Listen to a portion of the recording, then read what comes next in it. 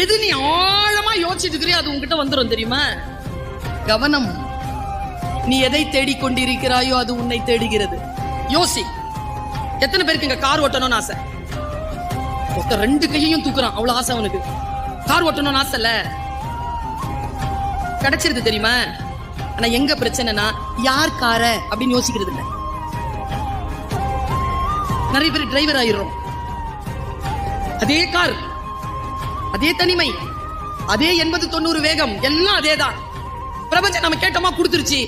ஏன் கார, ஏன் சொந்த சம்பாத்தியத்துல வாங்கின கார ஓட்டிட்டு ஏன் போர்ட்டிகோல நான் வந்து நிக்கணும், ஸ்டேரிங் இப்படி இருக்கணும், என் கேபின் இப்படி இருக்கணும், நான் உள்ள வந்தா இப்படி இருக்கணும். நீ நினை உனக்கு கிடைக்குதா இல்லையான்னு பாரு. நீ ஆழமா எதை டிசைர் பண்றியோ அந்த ஆழமான டிசைருக்கு பின்னாலே எவ்வளவு ஓடுகிறாயோ அந்த அளவிற்கான உழைப்பை இந்த பிரபஞ்சம் தரும் என்பதற்கு ரத்தமும் சதையுமாக நான் சாட்சியாக நிற்கிறேன். என்னாலே முடியும் என்றால் என் குழந்தையே உன்னால் ஏன் முடியாது?